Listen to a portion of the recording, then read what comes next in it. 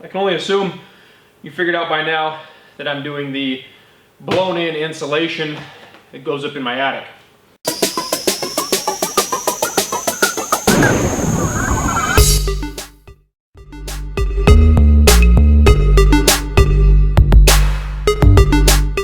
This stuff is the Attic Cat pink insulation from Owens Corning.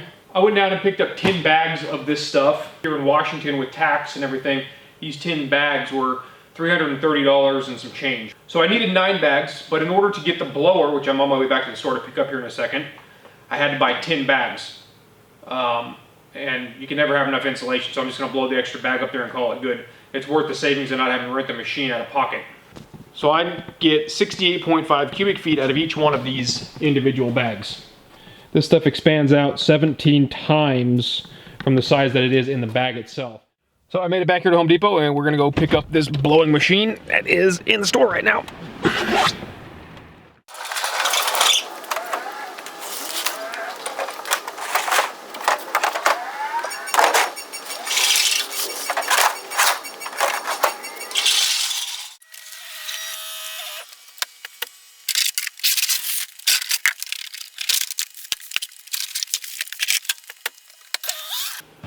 Well, this is the Attic Cat blower taken apart. These plastic flappers on 2 different mixer bars.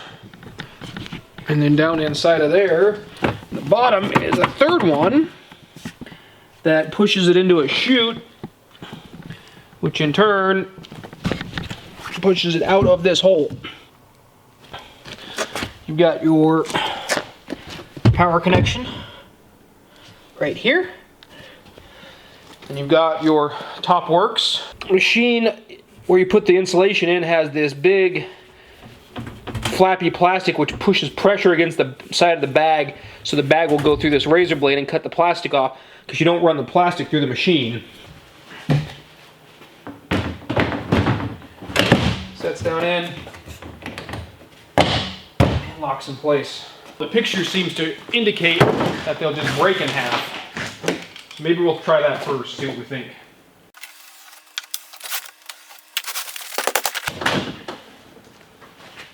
Well, they break really cleanly. Surprised the crap out of me. Hardly anything has fallen out. I'm going to try another one with the machete and see if I can get an even cleaner cut down through there. So splitting them's not a problem. It's nothing kind of, I mean, there's a few things, you know, a few pieces that have fallen out, but nothing that you won't be able to clean up with a dustpan and put into the machine and get up where it belongs.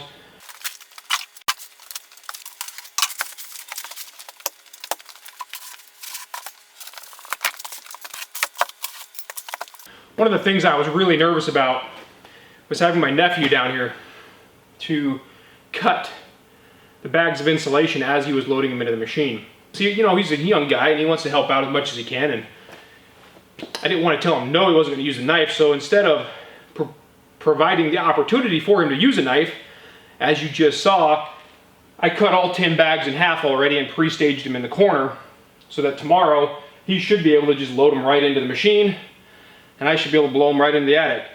By the way, if you're watching this later, Grant, don't get mad that I did that. I'm trying to look out for you and not get your parents pissed off at me. It is the next morning and I just went and picked up my nephew. He's going to help us do that blown-in insulation up in the attic. So we got to go pick up a few miscellaneous items to get ready for that. We'll be there ready to rock and roll. Here, close the door. This is the machine. Yeah. It doesn't look too much. No, it's easy. These are the insulation depth guides. So it gives you the R value. I'm going for R30, so I need 10.5 inches of insulation. I have 4 of these. I'm going to go put them on each corner so I can blow this in to the depth I want it.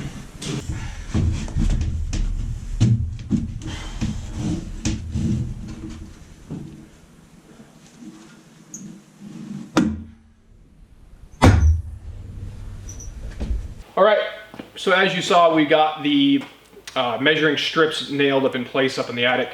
So we're about ready to go. I'm gonna go put my mask on and climb up in there and start blowing insulation.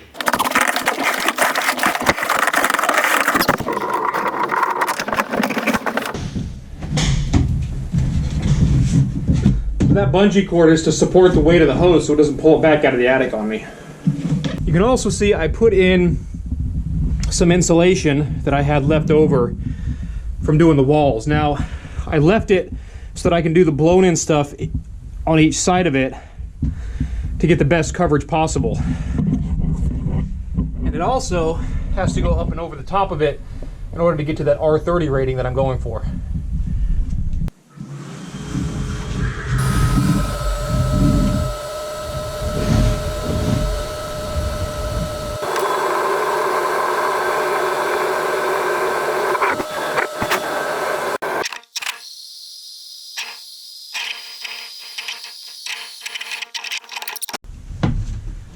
Well, that works incredibly well.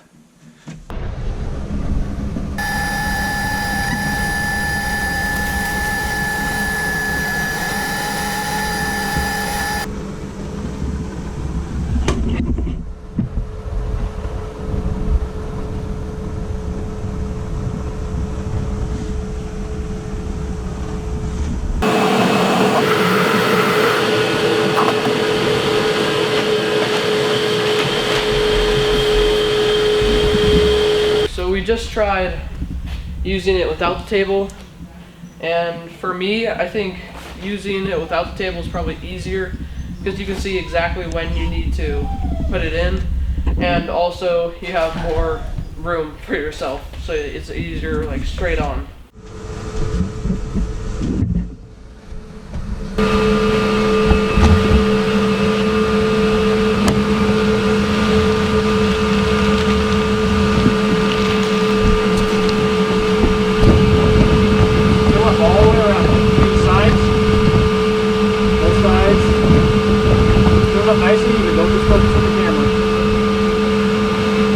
Of it.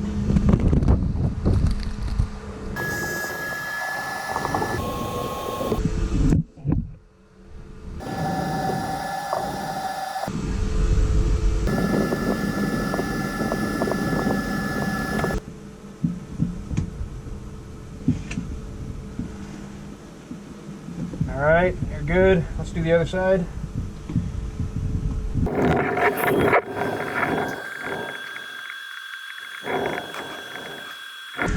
So we've used up all 10 bags of insulation at this point, and it looks like we're about done. All right, kill it. We're getting ready to break down the blower. We're all done. It took us about an hour and 20 minutes to do my attic, which is basically 24 by 32. 10 bags of insulation. We probably could have got away with, I suspect, 8 bags. The 10 bags was a little bit extra. However, I did put down some of that wall insulation I had left over, so that took up a little bit of space. But we just blew the extra 2 bags up in there. You know, you can never have enough insulation. So we're gonna go ahead and break down the blower and get it ready to take back to the store.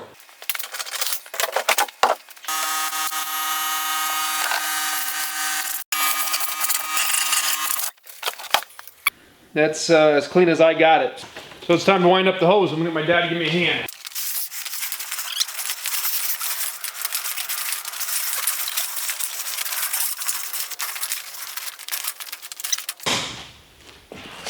So this is definitely at least a 2-person operation.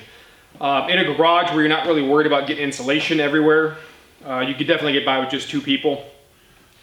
1 person to feed the hopper, 1 person to blow the insulation.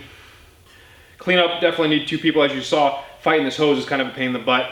The machine is also a little bit heavy. It's definitely helpful to have 2 people. 3 really was the way to go.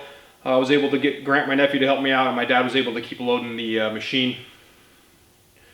Overall, it went really well. It worked a lot better than any of us thought it was going to. So we just got done cleaning up the garage. We vacuumed everything up. As you saw, we took back the blower. I'm gonna go ahead and take you guys up into the attic. And now that the dust to settle a little bit. Show you what it looks like. And then, so I came up here with a broom and I swept off this plywood area. There's still a little bit of insulation on it, but not enough for me to worry about anything. And you can see behind me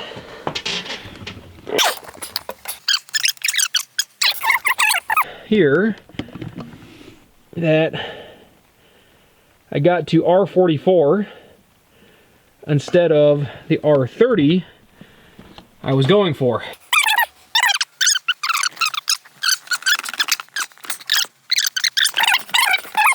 You can see the R value. So I'm above R30, which is what I was going for. I'm at R38 and R44. And those are those paper insulation guides I put in. So, what do I think about blown-in insulation? I think it's definitely worth doing yourself. This cost me $400, I'll say. $330 for the bags of blown-in insulation. A few dollars for the masks we used. 400 bucks. Attic is fully insulated. Garage is much warmer. Well, will be much warmer. The system worked incredibly well. The blower worked incredibly well. Overall, very happy with it. One thing I will say is I took the time to cut all of the insulation bags in half before we even started. So I had 10 bags of insulation. I cut every single one in half, and it made it incredibly more efficient during the install for my dad and my nephew to install the bags into the hopper, having them pre-cut. I do plan on getting some sort of insulated back to put over the top of the ladder sometime in the near future. But I wasn't thinking, when I installed the extra few pieces I had from the walls up in the attic, I forgot about that and I didn't make one. So I'll have to get some insulation, use some plastic, and kind of make a pillow out of insulation to lay over the top of that when I raise it up so that we don't lose that much heat through that opening. So that wraps up the blown-in insulation up in my garage. A couple of takeaways: pre-cutting all the bags, cut them in half before you start loading them in, or cut at least half of the bags you're going to load in half. In case you do want to return some, you could, I guess, if you did it that way. However, I wouldn't return them. I would just blow the insulation in, like I did. But definitely cut them in half. 2 people minimum, 3 people is better. In my case, the third person was able to help me out with filming and also help me with the hose and some miscellaneous things. I have a nice walkway in my attic. Like you saw, if you don't, make sure you put down plywood or 2x6s or something that you can walk across because you don't want to accidentally step through the sheetrock. This is December for me in Western Washington, so it's pretty cold, and my garage isn't that hot. I have some space heaters running, but it's still down in the low 60s. If you did this during the summertime, I would imagine it would just be absolutely miserable. I did keep my sweatshirt on the whole time while I was up in the attic working, but like I said, it's pretty cold up there. The blower works incredibly well. If you rent one or check one out from Home Depot or Lowe's or wherever you get it from, and it doesn't blow in really rapidly, I mean, I did a 24 by 32 foot area in an hour and a half. I would definitely take it back and get a different one if you're having problems with it, or it takes a really long time. Also, if the switch on the end of the hose isn't working properly, if you're not able to turn it on and off with the switch on the end of the hose, take the hose back, get the hose with the switch that works properly. Having to yell down in and out of the attic would be very difficult as the machine is pretty loud, and you have some problems not being able to turn the machine off from in the attic. You'd end up with big blown out areas that aren't getting the proper coverage, and then also too much insulation in other areas. So just make sure that switch works well and you won't have any problems. Prep everything beforehand, before you get up in there with the hose, right? Make sure you've got your measuring tape stapled, the little paper cardboard ones stapled in place so you know how thick to make it. Make sure the bags are pre-cut, make sure the hose is run, make sure you've got a little bungee cord to secure the hose at the attic entrance so the weight of the hose doesn't pull it down out of the attic. I pre-strung out the hose. As you saw when I wound it up, it was pretty difficult. So I pre-strung it out before I took it up in the attic so I didn't have any problems with it getting kinked. You do have to have 100 foot of hose minimum the hose itself helps the insulation break up and kind of expand out as it's going up to where it's getting blown out to. A couple things I learned while I was blowing it in. You definitely want about a good 5 to 8 feet away from the end of the hose where it's gonna land at. You want the insulation to blow out and be able to settle down and land in the area where you're working at, not point the end of the hose directly at the sheetrock or the baffles or whatever and be blowing insulation. It'll just blow it out of there and you won't get a good coverage. So it took a few minutes, maybe a minute or two to kind of get the basics down, and then about halfway through I kind of had it down pretty well. As you saw, it's pretty level. I'm pretty happy with it. I definitely got into all the areas where I thought there would be heat loss. Got those all filled in and covered up. The prep work at the beginning really saved us a lot during installation. It took me an hour and 20 minutes to blow all that insulation in, and that was with my nephew helping me out, and I wanted him to help me so he'd learn something, right? This isn't something that's very common for the average homeowner to go take on by themselves. And now he's got that under his belt, something he could do later on down the road for himself if he needed to. In any case, I really hope you guys got something out of this video. I really appreciate you watching.